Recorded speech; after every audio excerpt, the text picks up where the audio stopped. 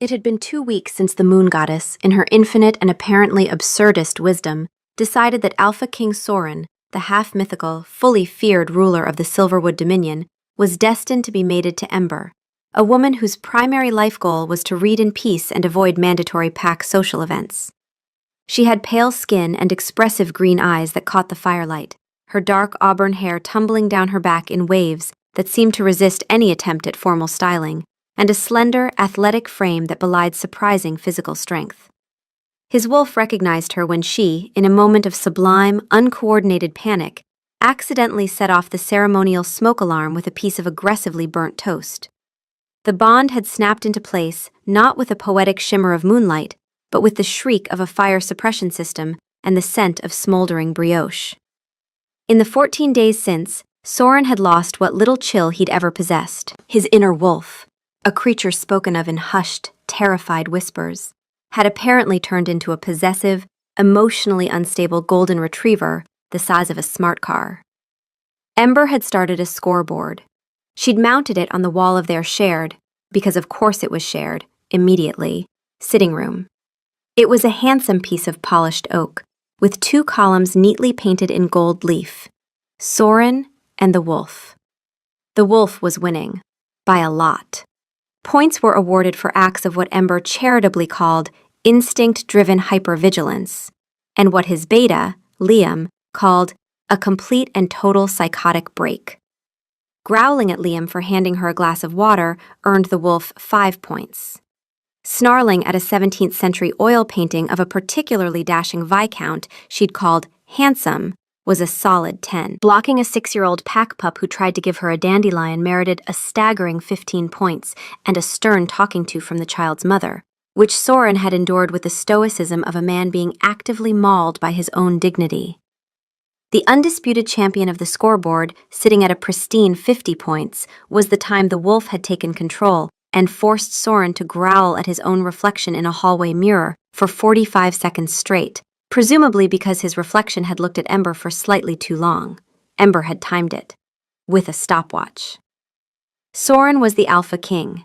He had toppled rogue factions, negotiated with ancient and grumpy mountain packs, and once stared down a feral dire bear until it decided to go vegan. Now he couldn't walk through his own castle without his wolf trying to declare war on the furniture. So, of course, this was the exact moment the Elder Council chose to make Ember a diplomat. Her insight is unparalleled, Elder Maeve had said, her voice crinkling like old parchment. She sees the heart of a matter. We have been trying to secure a stable trade agreement with the Shadow Moon Pack for a decade. Alpha Kale is particular. But Ember, she has a way with words. A clarity. Soren's heart had tried to exit his body via his throat. The Shadow Moon Pack. Alpha Kale's territory was infamous for 2 things: its silver mines and its population of dangerously charming, unmated wolves. Sending his mate, his brand new, barely settled, smells like sunlight and unburnt toast mate, into that viper's nest was like tossing a gourmet meal to a pack of starving coyotes. His wolf, which had been peacefully napping, sat up inside his head and began to methodically shred every piece of mental furniture he owned. An excellent choice, Soren heard himself say, his voice a smooth, regal baritone that betrayed none of the internal screaming. He was the king. He had to project strength, confidence, utter, unshakable control. Beside him, Ember gave a small, almost imperceptible nod. Her expression was one of calm consideration, as if she'd been asked to mediate a dispute over jam recipes and not avert a potential territorial conflict. I would be honored to serve the pack, elders. Honor. She was talking about honor. Soren's wolf was suggesting they fake a plague, a small, manageable plague, just big enough to enforce a castle-wide quarantine until Ember was at least 90. He gripped the arms of his throne, the ancient carved wood groaning under the pressure. He could feel Liam, his long-suffering beta, shift his weight 2 feet to the left. It was a gesture that said, I am projecting an aura of non-threat, and am in no way associated with the low, rumbling sound coming from the royal larynx. Soren forced the growl down. It felt like swallowing a bag of angry hornets. She will, of course, require a royal escort, Soren announced, his tone leaving no room for argument. "The journey is long. I will accompany her myself." A murmur went through the council. The Alpha King himself escorting an ambassador on a routine diplomatic mission? It was unheard of. It was excessive. It was, from the look on Liam's face, the single worst idea anyone had proposed since someone suggested formal wear for the annual wolf form hunt. Elder Maeve's eyes, cloudy with age but missing nothing, twinkled. "Of course, my king. It is only right that you protect such a valuable asset." Soren wasn't sure if she meant the treaty or his mate. Either way, his wolf agreed. Later that evening, Ember updated the scoreboard. Under a new, hastily added category titled Questionable Diplomatic Decisions, she awarded the wolf a tentative 20 points. "For volunteering for a mission that will place you in a state of constant, high-alert agony," she explained, tapping the chalk against the board. Soren was watching her, his posture ramrod straight as he tried to pretend he wasn't mentally cataloging every male wolf in the Shadow Moon pack and ranking them by threat level. "It is my duty," he said, the words stiff, "to protect the ambassador." "Right," Ember said, her lips twitching. "The woman who you saw trip over a rug this morning and subsequently tried to have the rug banished to the dungeons?" "It was a treacherous rug," Soren grumbled, crossing his arms. His wolf muttered in agreement. Treacherous, shifty, probably woven by spies. "Well," Ember said, turning to face him, her eyes dancing with a light that made his breath catch. "Let's hope Alpha Kale's floors are less treasonous. It's going to be a long week." Soren didn't answer. He was too busy watching the way the firelight caught in her hair and trying to convince his wolf that setting the entire Shadow Moon territory preemptively on fire was not a viable diplomatic strategy. The week hadn't even started, and he was already exhausted. The wolf, however, was just getting warmed up. The preparations for their departure were a masterclass in controlled chaos, orchestrated primarily by Soren's fraying nerves. He personally inspected the carriage, the horses, and the packed lunches, sniffing a ham sandwich with such suspicion that the castle's head cook burst into tears and offered his resignation. Soren had to command him, using his full alpha authority, to remain at his post, an act which Ember immediately awarded 10 points to the wolf for weaponizing sovereign power for sandwich-related security. "It could have been poisoned," Soren insisted, watching as Ember calmly packed a small bag with several books. "No one is trying to poison you with a ham sandwich, Soren. You don't know that. The Shadow Moon pack is cunning. They could have spies everywhere. That baker who started last week? He has shifty eyes." "He has a lazy eye," Ember corrected gently, not looking up from her task. "And he's 90. I think the biggest threat he poses is accidentally putting salt in the pastries instead of sugar." Soren's wolf let out a low, unconvinced rumble.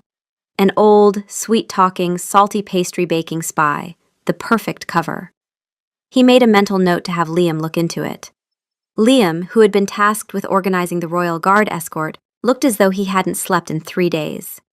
His eyes were perpetually wide, and he flinched every time Soren entered a room. "Everything is in order, my king," Liam said, holding out a scroll that detailed their route. "We take the high road, stopping overnight at the Stonefall garrison.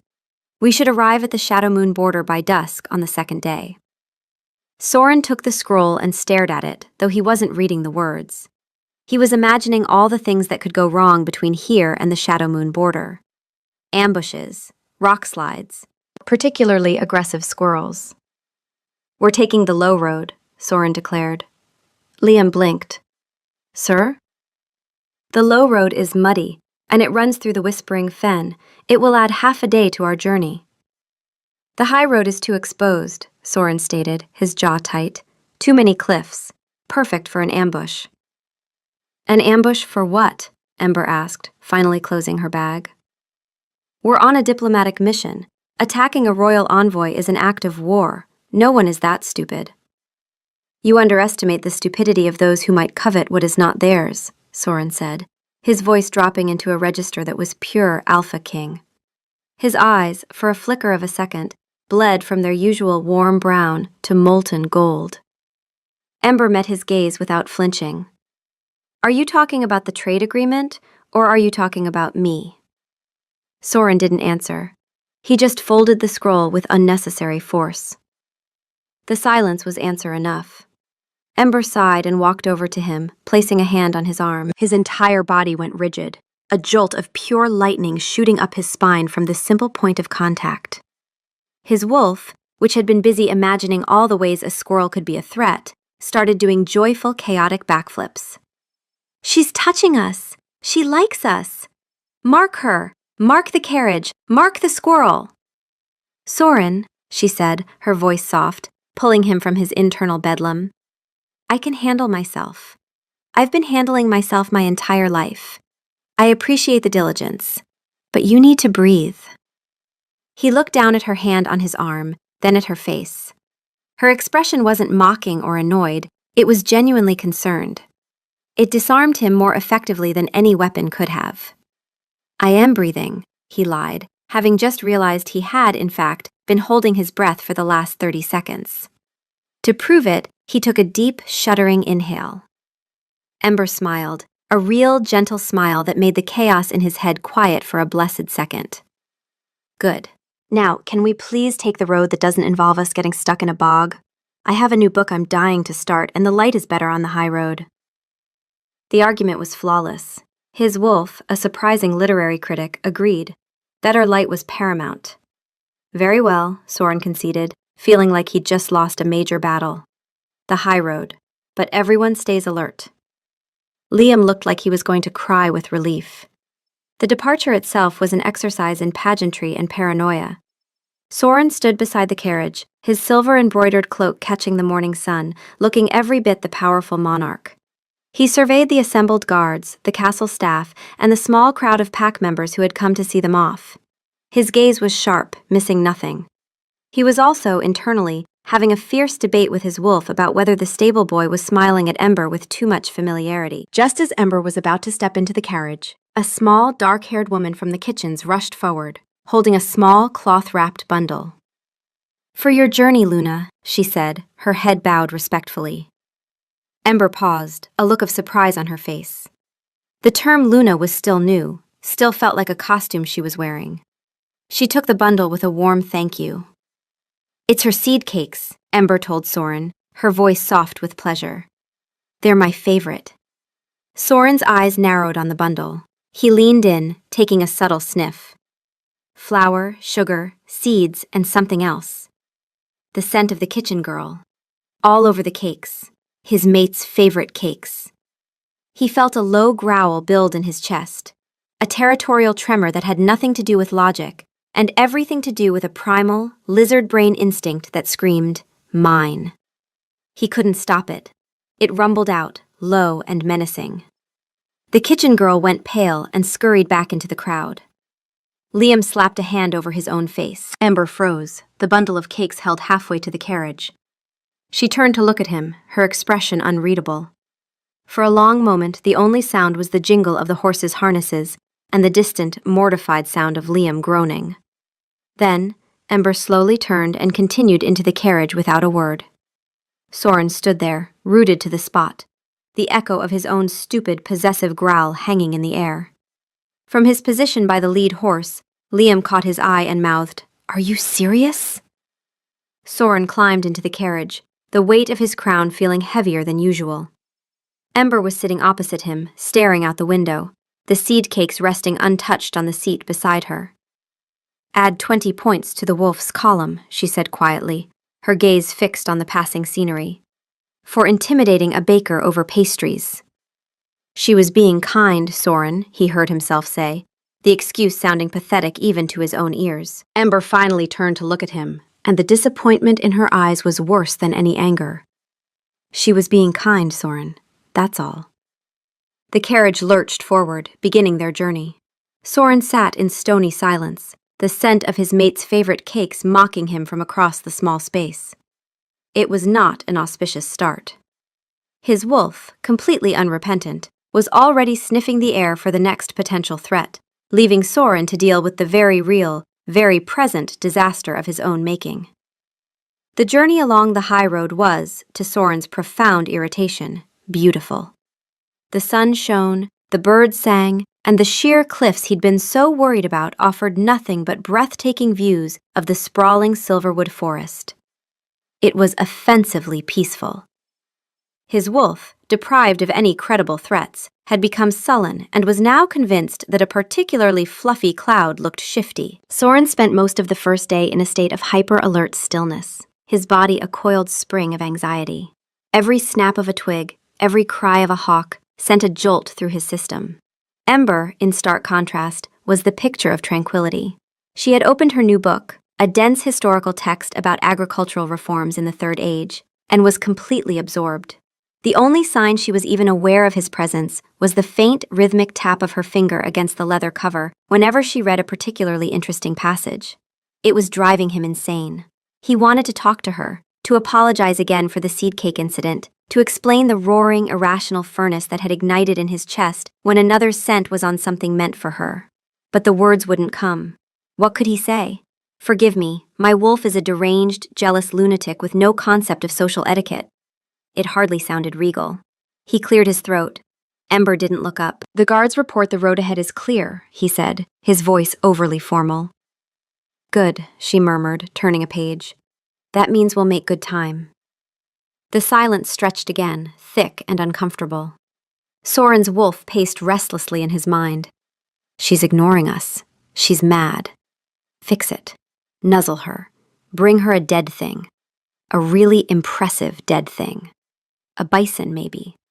"We are not bringing her a bison," Soren shot back internally. "We are in a moving carriage." His wolf considered this, then suggested a smaller, more portable dead thing. Soren pressed the heels of his hands into his eyes. This was his life now, negotiating with a bloodthirsty predator who had the emotional maturity of a toddler. He tried a different tactic. "That book," he said, gesturing vaguely. "Is it interesting?" Ember finally looked up, her finger marking her place. She seemed surprised by the question. "It's fascinating, actually. It argues that the shift from nomadic hunting packs to settled agricultural communities wasn't driven by a desire for stability, but by the discovery of a specific type of lunar herb that, when fermented, created a beverage that made the annual howling rituals significantly more fun." Soren stared at her. "They're arguing that civilization was founded on werewolves trying to invent beer?" "Essentially," she said, a small smile playing on her lips. "It's a compelling thesis. The author provides extensive soil analysis and cross-references it with oral histories of pack songs." For the first time all day, the tension in Soren's shoulders eased a fraction. He found himself leaning forward, intrigued despite himself. "And what do you think?" "I think," she said, her eyes gleaming with intellectual spark, "that he's completely right. It makes perfect sense. Why would anyone give up the freedom of the hunt to spend all day farming unless there was a serious upside?" He couldn't help it. He laughed. A real, genuine laugh that startled them both. "The moon goddess forgive us. Our entire society is built on a foundation of wanting to party harder." Ember's smile widened, reaching her eyes. "It's a very wolfish motivation, don't you think?" "This is fine, but how can we make it more fun and possibly louder?" The atmosphere in the carriage shifted, the earlier awkwardness dissolving in the warmth of their shared amusement. It felt easy, normal. For a moment, he wasn't the overwrought Alpha King, and she wasn't the reluctant Luna. They were just two people sharing a ridiculous historical theory in a sun-drenched carriage. His wolf, sensing the shift, settled down, letting out a soft, contented mental sigh that felt like a warm blanket. "She's smiling. At us. Good." The moment was, of course, too perfect to last. As the carriage rounded a bend, a flash of movement on the roadside caught Soren's eye. A lone wolf, its fur the color of dusty charcoal, stood half hidden in the trees, watching them pass. It wasn't a Silverwood wolf. The scent, faint as it was wrong. Earthier. Sharper. Rogue. Instantly, Soren's entire demeanor changed. The easy warmth vanished, replaced by a cold, dangerous stillness. His hand went to the hilt of the sword at his side, and a growl, low and guttural, vibrated in his chest. "What is it?" Ember asked, her smile fading as she saw the look on his face. Rogue, he bit out, his eyes fixed on the spot where the wolf had been. It had already melted back into the shadows. He leaned out the window. Liam, halt the convoy! The carriage shuddered to a stop. Liam was at his side in an instant, his own expression grim. I saw it, Alpha. Just one. One is enough, Soren said. It could be a scout. We're still 2 hours from the garrison. Full defensive formation. I want trackers out, now. The guards moved with practiced efficiency, their good humor gone, replaced by the quiet competence of trained warriors. They formed a protective circle around the royal carriage, weapons drawn. Inside, the fragile peace had been shattered. Soren was once again the Alpha King, his senses on a razor's edge, the scent of potential danger overriding everything else. Ember watched him, her book forgotten on her lap. She saw the tension in his shoulders, the hard set of his jaw, the way his eyes scanned the forest with an intensity that could burn holes in the leaves. He was terrifying. And he was terrified. It was a strange combination. Soren, she said softly. He didn't look at her, his focus entirely on the trees. It was probably just a lone wolf passing through, she continued, trying to inject some calm back into the space. They're not inherently hostile. Any wolf without a pack is a risk, he countered, his voice flat and hard. They're desperate, unpredictable, and we are deep in my territory, escorting my mate. To a rogue, you are not a diplomat. You are a prize, a challenge to my authority. The raw possessiveness was back, but this time, it wasn't aimed at a painting or a pastry. It was aimed at a real, tangible threat. And for the first time, Ember didn't find it ridiculous. She found it grounding. He was a king, with a king's responsibilities and a king's burdens. And she, whether she liked it or not, was now one of them. She reached across the carriage and, for the second time that day, placed her hand on his arm. This time, he didn't flinch. He just covered her hand with his own, his grip firm and warm. He still didn't look at her, but his thumb traced a slow, reassuring circle on the back of her hand.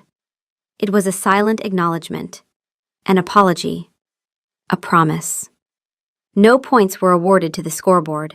This wasn't the wolf being a jealous maniac. This was Soren, the Alpha King, doing his duty. And for some strange reason, Ember found she didn't mind it at all. Their arrival at the Shadow Moon border was heralded by a change in the air itself. The scent of pine and damp earth from their own territory gave way to something sharper, mineral and ozone-rich, the smell of stone and deep-running silver veins. The trees grew taller, their shadows longer, and the fading sun cast everything in shades of gray and deep violet. 2 guards in dark gray and silver livery, the emblem of a crescent moon on their chests, were waiting for them at a designated clearing. They were tall and lean, their posture relaxed but watchful. They greeted Soren with formal, respectful bows, but their eyes, a startlingly light gray, flickered to Ember with open curiosity. Soren felt his wolf bristle. He stepped slightly in front of Ember as he returned the greeting, a subtle, instinctual movement he didn't even consciously register. The lead guard, whose name was Jorik, smiled a slow, easy smile. Alpha King Soren, an honor to welcome you to our lands. Alpha Kale awaits you at the main lodge. His gaze drifted past Soren's shoulder to Ember again. And this must be the esteemed ambassador. Luna Ember, we have heard much about you. Soren's jaw tightened. Heard what? Who has been talking? Why is he looking at her? Tell him to stop looking at her. He forced a stiff, regal nod. Luna Ember is here to facilitate the talks. Let us not delay. Jorik's smile didn't falter. He seemed entirely unbothered by Soren's arctic demeanor. Of course, my king, if you'll follow us. The Shadow Moon Lodge was less a building and more a part of the mountain itself. Built from massive, dark timber logs and gray river stone, it seemed to rise organically from the landscape, its roofs angled like the surrounding peaks. Torches burned in iron sconces, casting a flickering, dramatic light over everything. It was impressive, imposing, and Soren hated it immediately. It smelled wrong. It smelled of other pack, other wolves, other alpha. Alpha Kale was waiting for them on the wide stone steps, And he was, to Soren's profound and immediate fury, exactly as charming as the rumors suggested. He was tall, with silver-streaked black hair pulled back from a handsome, angular face. His eyes were the same pale gray as his guards, but they were filled with a sharp, intelligent light. He wasn't bulky like Soren. He was built like a swordsman, all lean muscle and fluid grace. He wore simple, well-tailored black leathers that probably cost more than Soren's entire formal wardrobe. When he smiled, it was genuine and disarming. Soren's wolf immediately classified him as threat level, existential. Soren, Kale said, his voice a smooth, pleasant baritone. He descended the steps and clasped Soren's forearm in the traditional alpha greeting. It has been too long. Thank you for making this journey. We have much to discuss. Kale, Soren replied, his grip on Kale's arm just a little tighter than necessary. The prosperity of our packs is paramount. Kale's gaze then shifted to Ember, and his smile softened, becoming something more personal, more focused. He took her hand, bowing his head in a gesture of old-world courtliness. Soren had to physically restrain his wolf from ripping the man's arm off. And Luna Ember? Kale said, his eyes meeting hers. A pleasure to finally meet the woman whose treatise on cross-territorial crop rotation is causing such a stir among the elder councils. Your arguments are as sharp as they are revolutionary. Ember blinked, genuinely surprised and, Soren noted with a fresh wave of internal rage, pleased. You've read my treatise? I've studied it, Kale corrected, finally releasing her hand. Soren felt a ridiculous urge to wipe the spot where Kale's hand had been. Your insights into soil longevity are something we could learn much from, I confess. I was hoping the council would send you. This was a disaster. A complete and utter catastrophe. Kale wasn't just being polite. He was engaging her on an intellectual level. He was treating her like a peer, a scholar, not just a king's mate. It was a brilliantly effective strategy, and Soren could do nothing but stand there and watch as his mate, lit up with scholarly enthusiasm. Well, the primary issue is the over-farming of lunar-receptive soil without proper fallow periods, she began. And just like that, they were off, walking up the steps together, deep in a conversation about dirt. Soren and his wolf were left standing at the bottom of the steps, like a forgotten piece of luggage. Liam materialized at his elbow, his expression carefully neutral. He's smooth, I'll give him that, Liam murmured under his breath. Shall I have him assassinated, or should we wait until after dinner? Soren shot him a look that could curdle milk. Behave, Liam. Yes, sir, Liam said, though his eyes were dancing with amusement. I will try to contain my murderous impulses, which is more than I can say for some of us. Soren ignored him and stalked up the steps after Kale and Ember, his mood as dark as the polished stone floors of the lodge. The great hall was filled with Shadow Moon wolves. They were gathered for the evening meal, and as their alpha entered with his guests, a respectful silence fell. Every head turned, every eye landed on their party. More specifically, on Ember. She was the only Silverwood wolf in a sea of Shadow Moon gray and black, and she stood out like a flame in the dark. She seemed unfazed, her posture calm, and her expression pleasant as Kale led her toward the high table. Soren, walking a half-step behind them, felt like a walking thunderstorm. He could feel their scents, 100 different unmated wolves, all assessing, all curious. His wolf was a snarling, caged beast in his mind, straining against its leash. They're looking at her, all of them. Make them stop. Burn the hall. Burn it all down. He took his seat at the high table, positioning his chair so that he was squarely between Ember and the rest of the room. It was a petty, territorial move, and he knew it. He didn't care. Ember shot him a quick, questioning look, which he pointedly ignored. Kale, damn him, noticed everything. Soren, you look tense, he observed, gesturing for a servant to pour them wine. The road is long. I hope the journey was not too arduous. The journey was fine, Soren said curtly. Just eager to begin the work we came here to do. All in good time, Kale said easily. Tonight we welcome our guests. He raised his goblet. To our friends from Silverwood, may this visit bring us prosperity and understanding. The hall echoed with cheers. Goblets were raised. Everyone drank. Soren took a large gulp of his wine, hoping it might dull the edges of his temper. It didn't. Across the table, a young, handsome wolf with eyes even paler than Kael's leaned forward to speak to Ember. Luna, I am Rorik, Alpha Kael's cousin. I read your paper on stream redirection for irrigation. Groundbreaking. Ember smiled. Thank you, Soren's goblet made a loud thud as he set it down on the table. The sound cut through the low chatter. Rorik froze, his eyes darting to Soren. The Alpha King's face was a mask of cold fury, his golden eyes glowing with barely suppressed power. A low growl was starting to form in his chest, a sound like distant thunder. Ember kicked him under the table. Hard. The shock of it was enough to break the spell. Soren flinched, the growl dying in his throat. He looked at Ember. Her expression was furious, her eyes flashing a silent, blistering command. Stop it. Now. He took a breath, then another. He forced his hands to unclench from where they were gripping the edge of the table. He looked at the terrified young wolf across from him. Groundbreaking, Soren repeated, his voice strained. Indeed. He then picked up his fork and began to attack his roasted pheasant with a surgical, terrifying precision. The conversation at the table resumed, but it was stilted, cautious. No one else tried to speak to Ember directly. Soren had successfully established a 50-foot wide perimeter of pure intimidation around his mate. He had won the battle. But from the icy silence emanating from the woman sitting beside him, he had a sinking feeling he was losing the war. The first day of negotiations was, for Ember, an exhilarating intellectual exercise. For Soren, it was 12 straight hours of psychological torture. The meeting took place in Kael's private study, a room lined with ancient maps and shelves groaning with books. It was a scholar's paradise.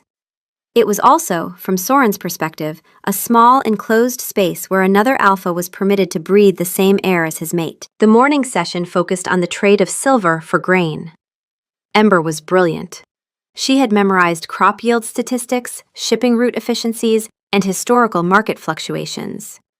She countered Kael's proposals not with aggression, but with calm, unassailable logic. She would tilt her head, listen patiently, and then say something like, "That's a fair starting point, Alpha Kael, but it doesn't account for the projected 10% decrease in rainfall in the eastern valleys, which will impact our surplus. A more sustainable model would be..." Kael was clearly impressed. He treated her not as a rival, but as a respected colleague, a fellow chess master moving pieces on a board. They volleyed proposals back and forth, their conversation a rapid-fire exchange of data and deduction. Soren, meanwhile, sat in a large leather chair by the fire, contributing nothing. His official role was to observe and provide the final royal assent, but his actual role was to sit perfectly still and try not to start chewing on the furniture. His wolf was not handling it well. Every time Kael smiled at Ember, the wolf would suggest a new, creative way to dismember him. Every time Kael said her name, the wolf would start sharpening its mental claws on the inside of Soren's skull. Soren had resorted to mentally reciting the entire Silverwood legal code, a document so mind-numbingly dull it was the only thing that could distract the beast. Which is why a 3-year fixed rate is more advantageous for both packs than a fluctuating annual price, Ember concluded, tapping a finger on the map between them. Kael leaned back, steepling his fingers. He looked at Ember with undisguised admiration. Your reasoning is impeccable, Luna. You've anticipated every one of my counter-arguments. You should have been a strategist. I prefer botany, Ember said with a small smile. Plants are less likely to argue. A wise preference, Kael laughed. His eyes met hers, and for a moment there was a shared spark of mutual respect and intellectual camaraderie. Soren's recitation of property law faltered. His wolf lunged forward in his mind, roaring. He laughed with her. That is our laugh. He cannot have it. End him. Soren's hand, which had been resting on the arm of his chair, clenched into a fist. The leather creaked in protest. Both Kael and Ember turned to look at him. Is there a problem, Your Majesty? Kael asked, his expression politely questioning. Soren forced his hand to relax. He manufactured a smile that felt like it was cracking his face. No problem at all. just admiring the craftsmanship of this chair. He patted the armrest, very sturdy. Ember gave him a look that was 1 part warning and 2 parts profound second-hand embarrassment. She quickly redirected the conversation. Perhaps we should break for the midday meal? We can reconvene this afternoon to discuss the Border Patrol clauses. An excellent idea, Kale agreed, rising gracefully. I've had the meal set up on the sun terrace. The view is quite something. The sun terrace was, of course, stunning. It overlooked a deep valley, and the air was crisp and clean. The view was, indeed, something. It was also a place where other wolves were present. Young, unmated wolves who were training or relaxing, and who all stopped what they were doing to stare as their alpha escorted the Silverwood King and his beautiful mate to a private table. Soren's internal legal recitation had escalated to tax law, the most boring subject he could think of, but it was barely working. During the meal, Kale, the demon of soapy charm, asked Ember about her life before the bonding. I was a junior archivist in the Royal Library, she explained, mostly cataloging scrolls that hadn't been touched in centuries. A quiet life, Kale mused. It must be quite a change, being thrust into the center of court life. It has its moments, Ember said, her tone dry. She flicked a quick glance at Soren, who was currently staring daggers at a young wolf who had been unwise enough to be practicing sword forms in their general line of sight. Soren's wolf was convinced the young man was showing off for Ember. It was demanding a duel. To the death. For the honor of, well, it wasn't sure, but a duel was definitely necessary. I imagine it would, Kale said, following her gaze. His lips twitched with amusement. Alpha King Soren is well known for his protective nature. It was a subtle jab wrapped in a compliment, a test. Soren knew it. He met Kale's gaze over the rim of his goblet, his own eyes hardening. I protect what is mine, he said, his voice low and clear. The temperature on the terrace seemed to drop 10 degrees. The unspoken challenge hung in the air between the two alphas, a silent clash of will and power. Ember set her fork down with a quiet click. What the king means, she said, her voice cutting through the tension with the precision of a scalpel, is that he values the security and stability of his pack and its representatives. A quality I'm sure you, as an alpha, can appreciate, Kale. She had effortlessly reframed his brutish, possessive statement into a respectable political sentiment. She hadn't taken Kale's side or Soren's. She had created a third side, the side of reason. Kale's expression shifted from amusement to genuine respect. He inclined his head to her. Perfectly stated, Luna.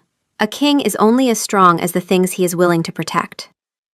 He looked back at Soren, and the challenge in his eyes was gone, replaced by a grudging understanding.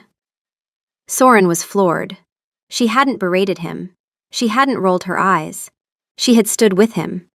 She had taken his raw, primal instinct and given it a voice he himself couldn't find. In that moment, looking at her, the roaring in his head went quiet. His wolf, for the first time since they'd arrived, was silent, awestruck. She defended us. He looked at Ember, really looked at her, and saw not just the sharp-witted scholar or the woman he was terrifyingly mated to. He saw a queen. His queen. The afternoon session was different. Soren still said nothing, but his presence had changed. He was no longer a caged animal. He was a king, watching his queen at work. He listened as she and Kael hammered out the finer points of the agreement. He found himself appreciating the intricate dance of their debate, the way her mind worked, the strength she wielded with nothing but words and logic. When the day finally concluded, they had a draft agreement that was fair, balanced, and beneficial to both packs. It was a triumph of diplomacy. It was her triumph. As they walked back to their assigned quarters, the silence between them was no longer tense. It was thoughtful. You were magnificent today, Soren said quietly, the words feeling inadequate. Ember glanced at him, a surprised but pleased look on her face. I was just doing my job. You were surprisingly well behaved. You kicked me, he reminded her. And I only growled twice. Once at your cousin, and once at a decorative shrub I felt was encroaching on your personal space. Soren winced. You heard that? The whole valley heard that, Soren. The shrub has reportedly wilted from fear.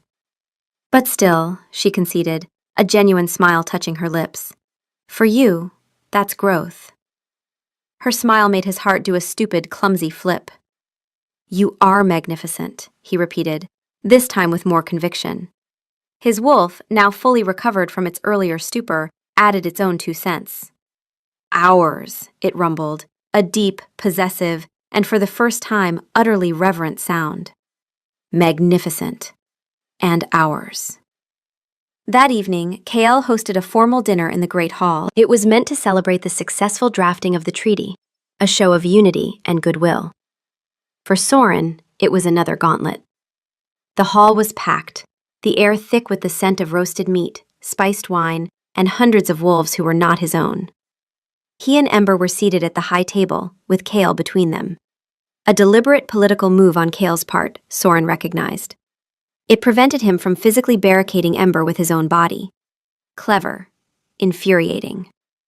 Ember, dressed in a simple but elegant gown of dark silverwood green, looked radiant.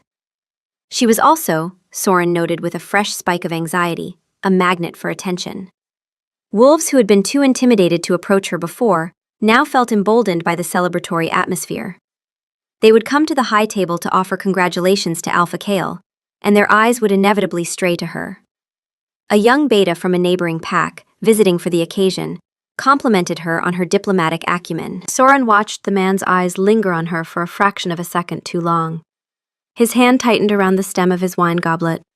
Breathe, he told himself. Recite tax law. Section 4, subsection B, tariffs on imported lumber. It wasn't working. His wolf was picturing throwing the young beta out a window, a very high window. Then Kael, the master of subtle torment, turned to Ember. My council has been so impressed with your work, Luna, he began, his voice carrying in a lull in the conversation. They were wondering if you might consider extending your stay for another week. The hall went quiet. Soren's blood ran cold. Extend her stay? He repeated, his voice dangerously soft. Whatever for? Your treatise, Kael explained smoothly, addressing the room as much as Soren. You identified several strains of blight in your analysis that we have been battling for years. My agriculturalists believe that with your direct guidance in the field, we could eradicate it within a season. It would be an invaluable service. A true gesture of inter-pack cooperation. It was a brilliant move. It was logical, beneficial, and made Soren look like a possessive tyrant if he refused. He was trapped. To deny Kael's request would be to sabotage the very goodwill they had just built. To agree would mean leaving Ember here, alone, in the heart of another Alpha's territory for an entire week. The thought was so abhorrent, so physically impossible, that his vision actually flickered at the edges. His wolf let out a howl of pure, unadulterated rage inside his mind. It was no longer a caged beast. It was a battering ram, slamming against the walls of his control. No, not happening. She stays with us. We are not leaving her. Burn this place to the ground and carry her home. That's a very generous offer, Ember said, her voice carefully neutral. She was looking at Kael, but Soren could feel her awareness of him, of the nuclear bomb of fury about to detonate in the chair beside her. A week is a long time, Soren said, his voice a low growl that he couldn't suppress. Every wolf in the hall with functioning ears heard it. The temperature plummeted again. He was challenging Kael, openly. In the middle of his own hall, it was a catastrophic breach of etiquette. It would be for the good of my people, Kael pressed, his own alpha nature rising to meet the challenge. His charming demeanor was gone, replaced by the steel of a ruler protecting his interests. Surely you wouldn't deny us such an opportunity for a petty reason. Petty. He called him petty. Soren stood up. The legs of his heavy oak chair scraped against the stone floor with a sound like a scream. His eyes were no longer brown. They were molten gold, blazing with the full, untamed power of the Alpha King. The air crackled. The lower-ranking wolves in the hall instinctively lowered their heads, a wave of submission rippling through the room. He had lost control. Completely. She is not staying, he snarled, each word a hammer blow. He wasn't Soren anymore. He was just the wolf, a primal force of possession and fury, and he was about to tear another alpha's haul apart for daring to even suggest taking his mate. Ember shot to her feet. "Soren!" Her voice was sharp, a slap of cold water. But it was too late. He was too far gone. He took a step toward Kale, his hands clenched into fists, a snarl twisting his lips. And then, Ember did something no one could have predicted. She stepped directly between them. She put her hand flat on Soren's chest, a tiny, fragile barrier against a hurricane.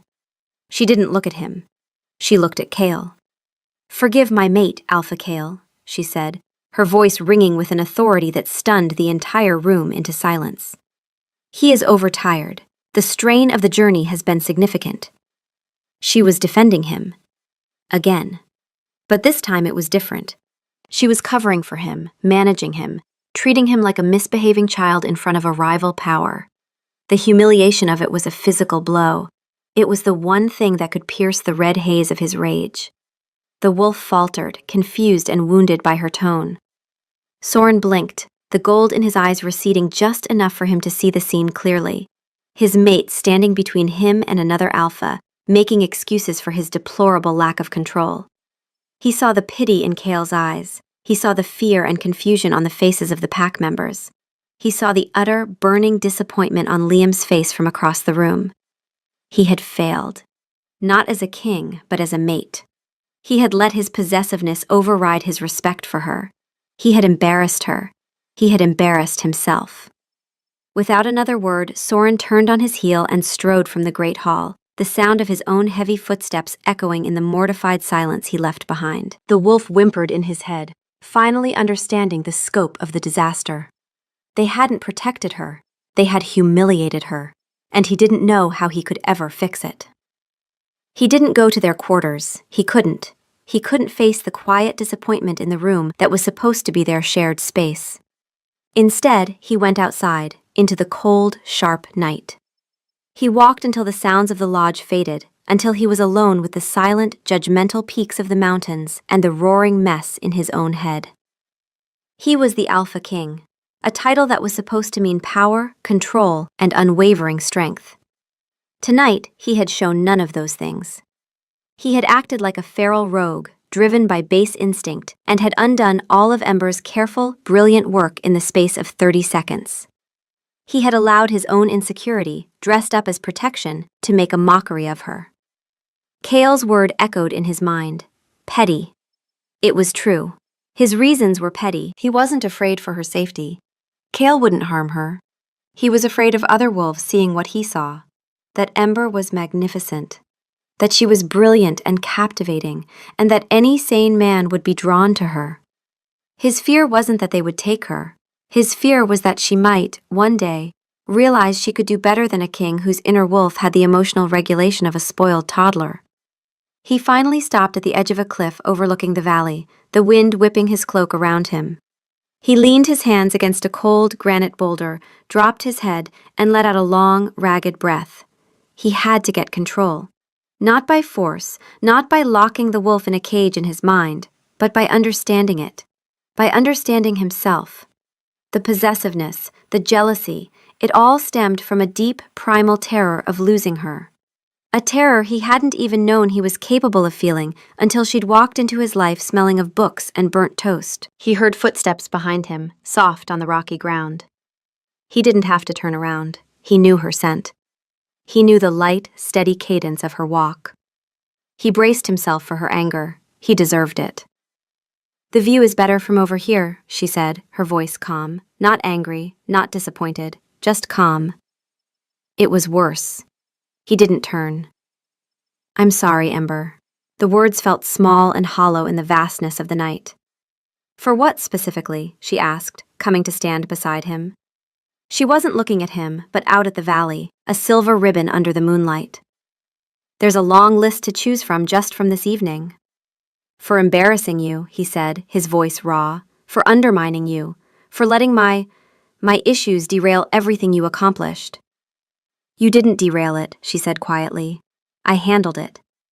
By making excuses for me like I was a child who had thrown a tantrum? My other option was to let two of the most powerful alphas on the continent start a war in the middle of dinner over a scheduling conflict. It seemed like the more diplomatic choice. He finally turned to look at her. Her face was pale in the moonlight, her expression serious. That's not the point, Ember. The point is that you shouldn't have had to.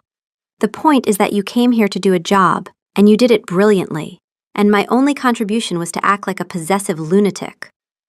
You are a possessive lunatic, she agreed, without heat. The scoreboard is not wrong. The wolf has a commanding lead in the jealous outbursts category. But that's not what I'm angry about.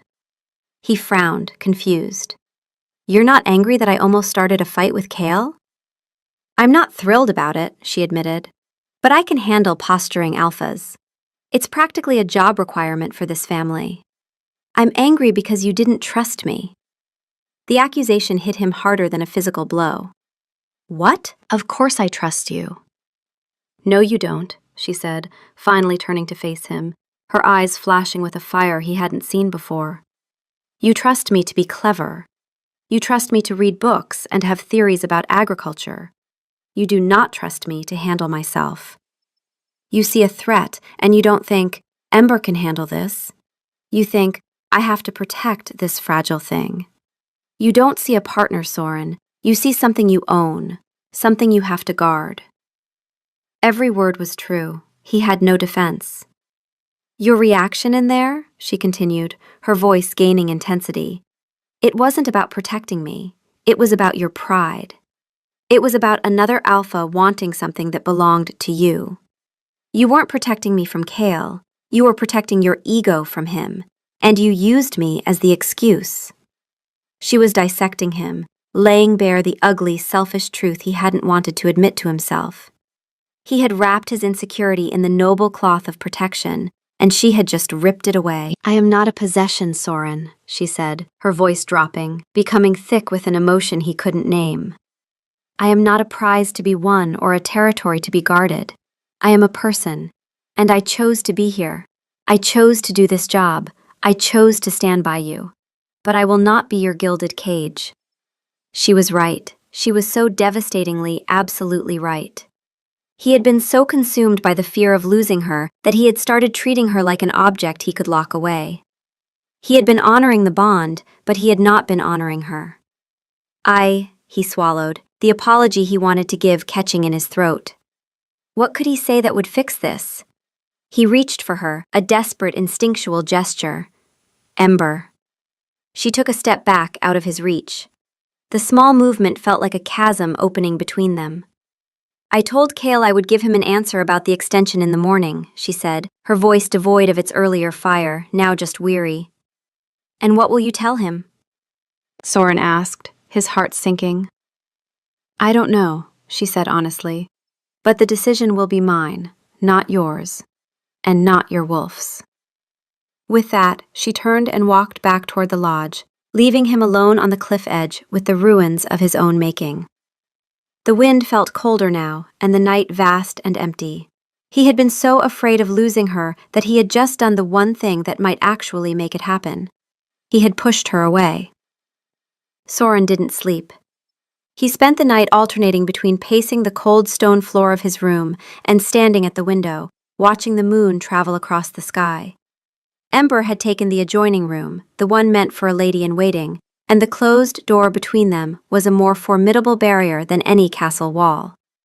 Every instinct screamed at him to go to her, to break down the door, to beg for her forgiveness, to wrap himself around her and never let go. But he knew, with a certainty that was as cold and hard as the granite mountains outside, that this was the one problem his alpha instincts couldn't solve. In fact, they were the cause of it. You don't see a partner, Soren. You see something you own. Her words replayed in his mind, each one a fresh cut. She was right.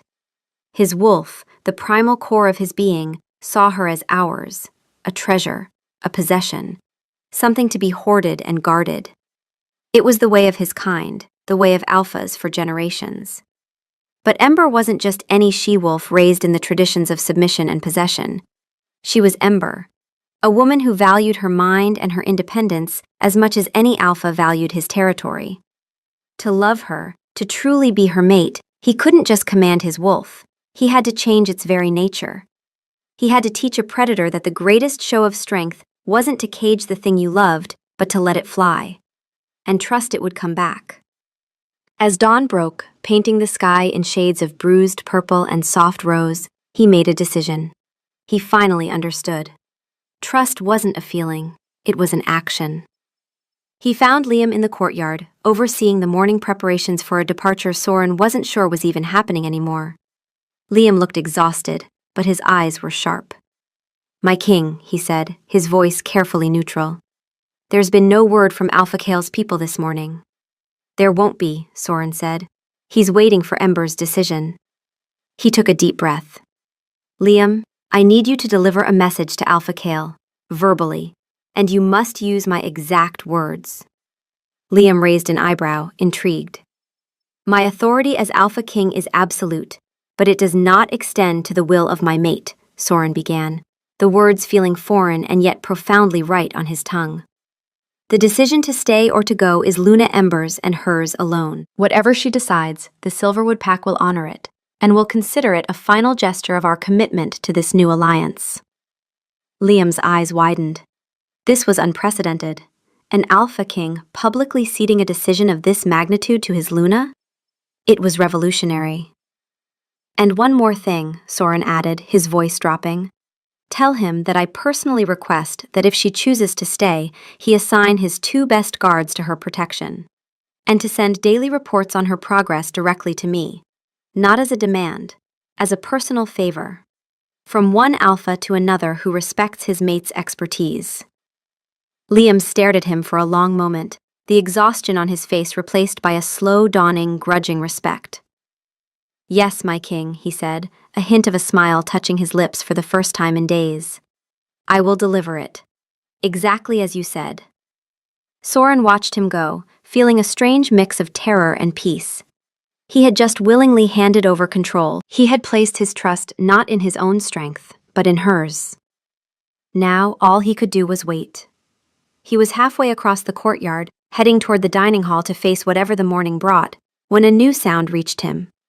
A commotion. Shouts from the direction of the lower training grounds. They weren't shouts of alarm, but of confusion. And something else. Fear. His alpha instincts, the ones he was trying so hard to temper, surged to the surface. Threat. Pack in distress. He broke into a run, years of training taking over. He arrived at the training grounds to find a circle of Shadow Moon guards, weapons drawn but not attacking, all staring at something in the center of the yard. Kale was there, his expression a mixture of disbelief and fury. And in the center of the circle, standing over the groaning, pathetic form of Rorik, Kale's cousin, was Ember. She was holding a heavy wooden practice sword, her knuckles white. Rorik was clutching his hand, his face pale with pain. "He challenged me," Ember said, her voice ringing with cold fury. She wasn't looking at the guards, she was looking at Kale. "What?" Kale strode forward.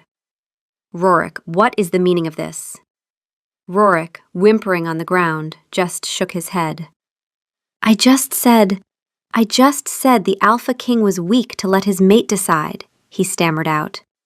"That if she were my mate, I'd have her on a shorter leash. It was just talk." Soren saw red. The world narrowed to the pathetic worm on the ground who had dared to insult his mate.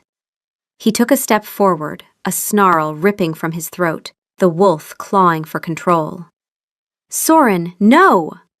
Ember's voice was a command, not a plea, a command. He froze, the sound of his own name on her lips a physical restraint. She hadn't even looked at him. Her entire focus was on the scene in front of her. "It was not just talk," Ember said, her voice dangerously quiet. She nudged Rorik's shoulder with the tip of the practice sword. "It was an insult to your Alpha, who is trying to build an alliance. It was an insult to the Alpha King. And it was an insult to me. So I told him if he thought I needed a leash, he should try to put one on me." Kale stared at her, then down at his whimpering cousin. then back at her. A slow, incredulous smile spread across his face. And? Ember's lips twitched. He couldn't. I believe I disarmed him in under 10 seconds, and may have broken 2 of his fingers. A stunned silence fell over the training yard. Then, Kale threw back his head and laughed. A loud, booming, genuine laugh of pure delight. "By the goddess," he roared, wiping a tear from his eye. "Soren, you madman, you haven't found a mate, you found a Valkyrie." Soren stared at Ember, who was now calmly placing the practice sword back on its rack as if she'd just been arranging flowers. She had handled it. She hadn't needed him to snarl or fight or protect her. She had defended her own honor, and his, and the treaties, with a wooden sword and a will of iron. He walked toward her, his footsteps steady, the roaring in his head replaced by a profound, earth-shaking awe. He stopped in front of her, ignoring Kale, ignoring the guards, ignoring everything but her.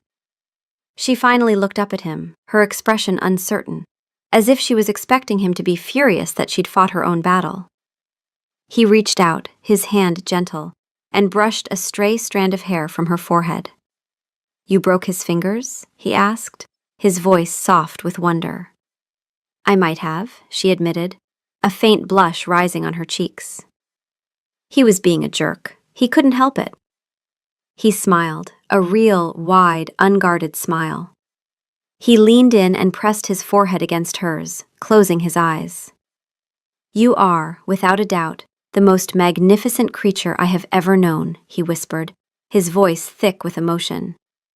He felt her relax against him, her own hands coming up to rest on his chest. "So you're not mad?" He pulled back just enough to look her in the eyes. "I have never been more proud in my entire life," he said. And it was the honest truth. Just then Liam arrived, looking flustered. "Alpha Kale, I have a message from—" He trailed off, taking in the scene. Rorik being helped from the field by 2 guards, Kale still chuckling, and his own king and Luna standing forehead to forehead in the middle of the training yard, like they were the only 2 people in the world. Kale turned to him. "No need, Liam. I believe Luna Ember has already given her answer about the extension." He grinned at Ember. "I rescind my offer. My people would be safer if you returned home with your mate. But the treaty stands, and the offer of assistance is always open, should you choose to grace us with your expertise again." Ember smiled back at him, a real, warm smile of a victor. "Thank you, Alpha Kale. It's been an education." She then looked at Soren, her eyes dancing. "Shall we go home, my king?" Soren offered her his arm, a gesture of a partner, an equal. "I think that would be wise," he said. "Our furniture is probably starting to miss being glared at." As they walked away, leaving a very confused Liam and a delighted Alpha Kale behind, Ember leaned in close. "For the record," she whispered, "I'm giving myself 25 points for diplomacy via minor bodily harm." Soren laughed, the sound free and unburdened. "Only 25? I'd have given you 50. His wolf wholeheartedly agreed. And for the first time, they were all on the same side. The journey home was the complete opposite of the journey out. The carriage, which had once felt like a cage of tension, was now a sanctuary of comfortable silence and easy conversation. The ridiculously peaceful scenery no longer seemed offensive to Soren. It seemed fitting. He found himself watching Ember as she read, not with anxious vigilance, but with a quiet, profound sense of contentment. His wolf, for its part, was behaving like a well-fed house cat, purring contentedly in the back of his mind. It was still possessive, still saw her as ours, but the frantic edge was gone. The desperation had been replaced by a deep, rumbling certainty. She had chosen them. She had fought for them. She was theirs not because the bond said so, but because she wanted to be. It was a subtle distinction, but it changed everything. Halfway through the first day, Ember looked up from her book. "We need to talk about the scoreboard." Soren's heart gave a little lurch.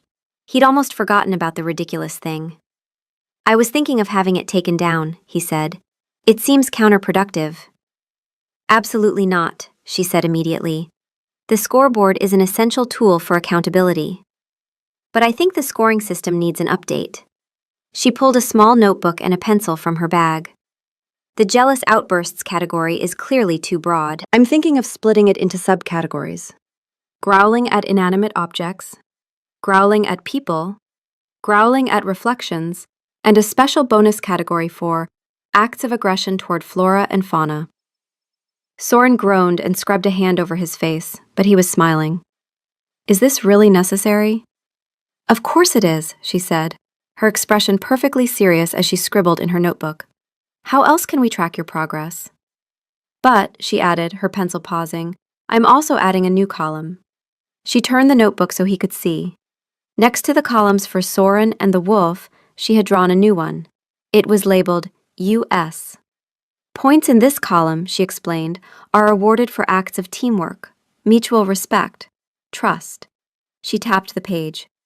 For example, you, for sending that message to KL this morning, get 50 points. His breath caught. How did you know about that? Liam told me, she said with a soft smile.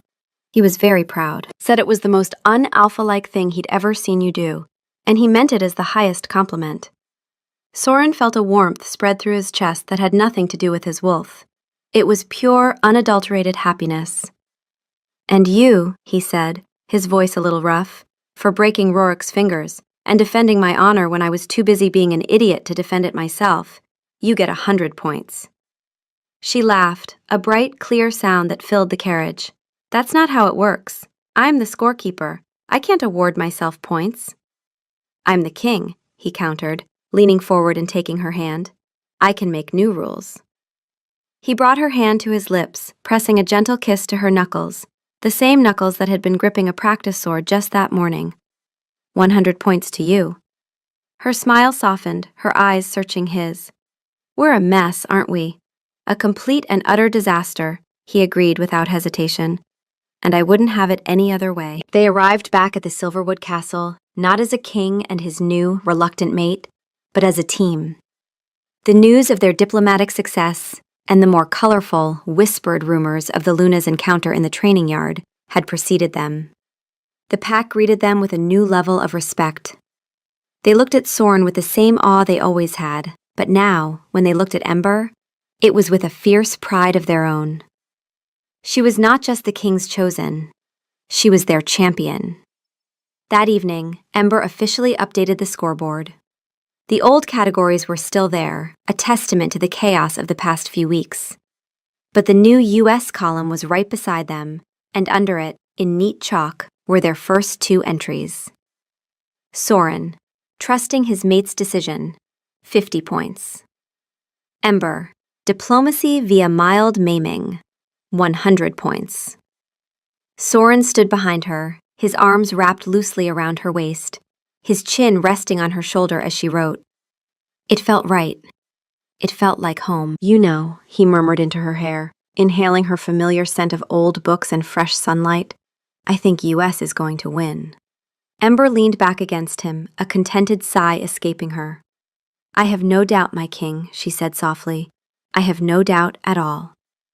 Later, much later, as the castle slept, Soren lay awake in their bed, watching her sleep in the pale moonlight filtering through the window.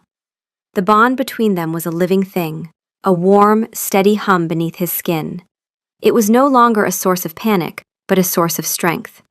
His wolf was quiet, curled up and peaceful in his mind, content in a way it had never been before. He knew the road ahead wouldn't be perfect. His wolf would still, on occasion, want to fight inanimate objects. He would probably still growl at people for looking at her funny. There would be more entries on the ridiculous scoreboard. But now he understood. The goal wasn't to silence the wolf, it was to harmonize with it, to temper its primal instincts with the conscious choice of trust. To be not just a king, or a wolf, or a man, but to be a partner. Her partner. Ember stirred in her sleep, murmuring something unintelligible and turning to press her face into his chest. Instinctively, his arm tightened around her, pulling her closer. It was a possessive gesture, born of the wolf. But it was also a protective one, born of the man. And a loving one, born of the heart. He was still the alpha king, and his wolf would always call her ours. But as he drifted off to sleep, her warmth seeping into him, A new word echoed in his mind, quiet and clear and full of a hope so bright it felt like the dawn. Always.